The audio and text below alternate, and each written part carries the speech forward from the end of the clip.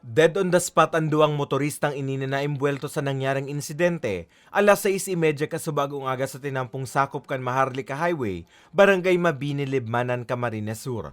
Sa inisyal na impormasyon, pigbabaybay kan motoristang si Jonas Imperial Idel Carmen, 31 anyos ang tinampo pasiring sa syudad ni Naga, gikan sa indang residensya sa Barangay Tara, Sipokot, Camarines Sur. Pigbabaybay naman kan motoristang si Ronel Baeza Iduwe, ang tinampo pasiring sa banwaan ni Sipokot kan mag-overtake ini sa kasunod kaning behikulo na nagresulta sa pagkaokupar kaini sa linya ni Imperial asin kan sa indang kabanggaan. Overtake niya, may kasabatan na naman siya rin sasakyan, kaya imbis na magluya siya, pigtudahan niya, nagdipat siya sa linya, kaini yung sa iyang kasabatan na karong motorsiklo.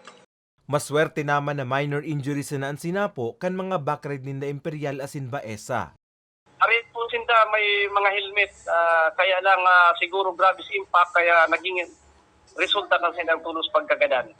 Siguro mabibilis ang silang dalagan dahil overtake po nga ni yung sarong ini sasakyan na nag-overtake na nagtama duman sa Honda XRF. Bakuman accident-prone area ang lugar, alagad pagirumdum kan PNP, bentahe man giraray ang nagtataga-ingat. Para sa mga baretang tatak Bicol, Carmelo Balia.